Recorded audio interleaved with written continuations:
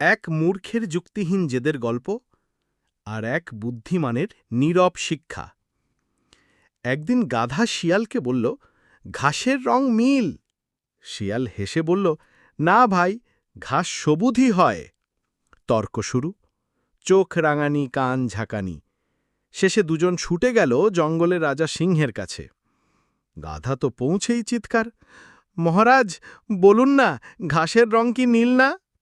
সিংহ বলল, হ্যাঁ, ঘাসের রং নীল। গাধা নেচে কুদে বলে, দেখলে, আমি ঠিক বলেছি, শিয়াল শাস্তি পাক। সিংহ তখন ঘোষণা করল, শিয়ালকে 1 সপ্তাহ চুপ থাকার শাস্তি।